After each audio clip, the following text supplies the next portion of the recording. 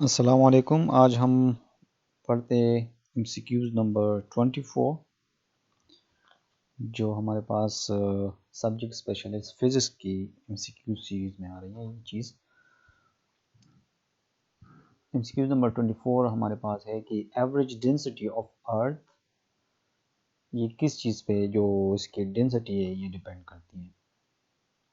तो हमने पहले ये कह रहे हैं कि जी पर डिपेंड करती है कि नहीं करती, या इसकी कम्प्लेक्स फंक्शन है, या इसकी डायरेक्ट प्रोपोर्शनल है, या इनवर्स प्रोपोर्शनल है।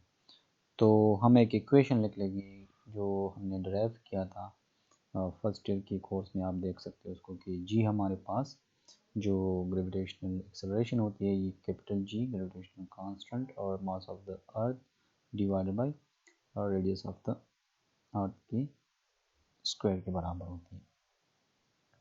अब हमारे पास अगर हम m को चेक कर ले तो m हमारे पास डेंसिटी इनटू वॉल्यूम के बराबर होती है।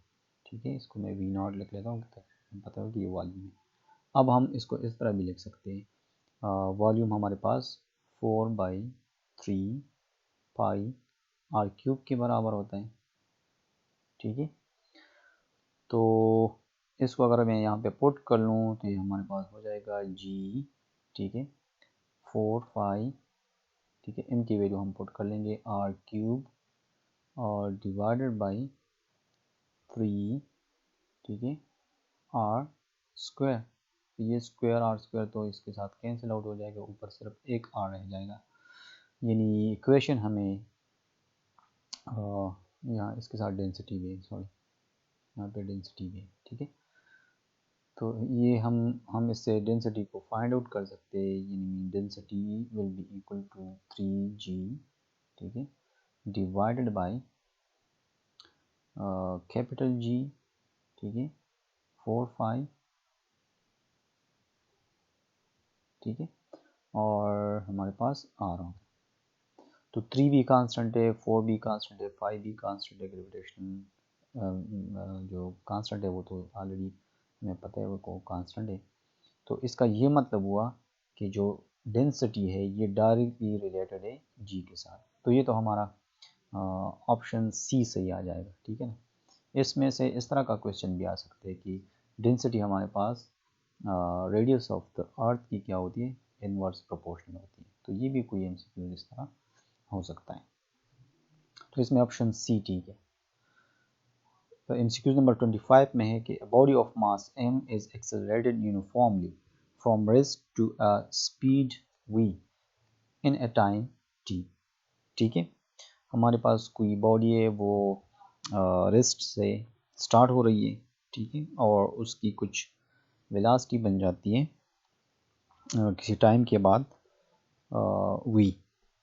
ठीक है, तो अगर इस इक्वेशन को या हम इस तरह लिख लें कि इस सिचुएशन में the instantaneous power delivered to the body as a function of time is given by, ठीक है ना, instantaneous as a function of time हमने फाइंड आउट करना है।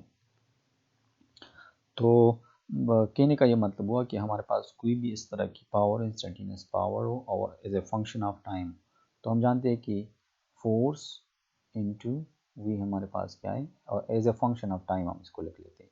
चलो इसको हम इक्वेशन नंबर 1 का नाम ले लेते हैं। ये चीज़ हमने फाइंड आउट करनी है। ठीक है ना, क्यू वी टाइम टी है, ये हम अब सिंपली फंक्शन ऑफ टी लिख ले। अब हमें जो डेटा गिवन है वी आई हमारे पास 0 है, लेकिन कुछ टाइम के बाद, ठीक है, इसकी वेलोसिटी क्या हो जाती है, v हो जाती है, और ये टाइम लेती है कितना टाइम। अगर हम ये सिचुएशन के लिए पुट कर लेते हैं कैपिटल टी आ रहा है। ठीक है, अब अगर हम एक इक्वेशन यूज़ कर लें, for example v f is equal to v i plus a t. ठीक है, इस इक्वेशन के मुताबिक अगर हम कैलकुलेट कर ले तो ए हमारे पास आ जाएगा v डिवाइडेड बाई टी। ठीक है, ये इस कंडीशंस के मुताबिक। अब अगर हम इसको एज ए फंक्शन ऑफ या इसको अगर हम क्रॉस मल्टीप्लाई कर ले, फॉर एग्जांपल v हमारे पास आएगा a इंटू कैपिटल टी। ये अपनी जगह एक बात हो गई, ठीक है। लेकिन अगर हम इसको as a function of time लिखें, ठीक है, तो चलो इसको हम इस साइड पे इसी तरह छोड़ लेते हैं, ठीक है। As a function of time ये एक्सेलरेशन क्या हो जाएगी, a इंटू टी, ठीक है। ये हो जाएगा हमारे पास, सॉरी इसको चलो हम v के फॉर्म में लिख लेते हैं, चलो v के फॉर्म में लिख लेता है, आसान है। v के फॉर्म में ये हमारे पास आ जाएगी चीज़ v as a function of time, ठीक है। ये क्या होता है, acceleration into t, small t जो है, ये acceleration v divide by t के बराबर होता है, या इसको हम इंस्टेंटेनियस वेलोसिटी कह सकते हैं इस सिचुएशन में। तो ये कोई इस तरह की सिचुएशन आ जाएगी, ये a की वैल्यू हम पुट कर लेंगे v divided by capital T, और ये इंस्टेंटेनियस वेलोसिटी आ जाएगी इस सिचुएशन में, ठीक है। अब अगर इसकी वैल्यू हम पुट कर लें यहाँ पे, तो 1 हमारे पास हो जाएगा इज इक्वल टू f अपनी जगह, f हमारे पास बराबर होते हैं एम ए के, ठीक है, और वी टी जो है, या v as a function of time, ये हम इस तरह लिख सकते हैं, ठीक है। यहाँ पे अगर हम लिखते हैं तो ये हो जाएगा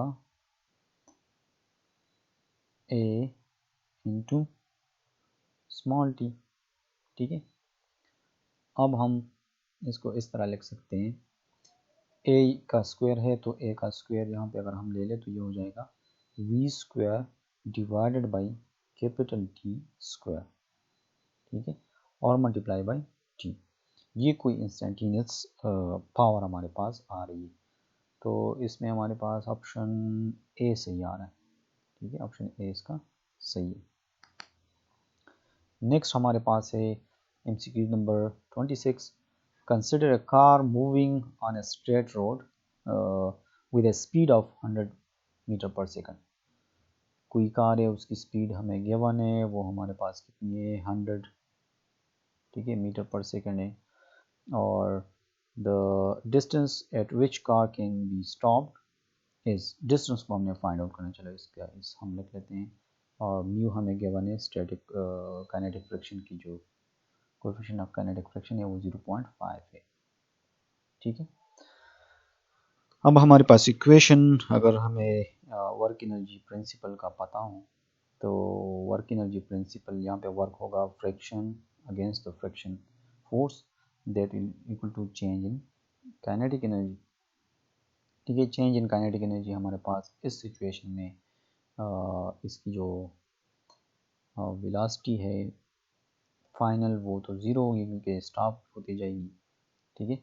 अगर इसको हम लिख ले तो ये इसकी वैल्यू आ जाएगी माइनस, यानी फाइनल ज़ीरो हो जाएगा, और इनिशियल हमारे पास है minus half m v i square, ठीक है।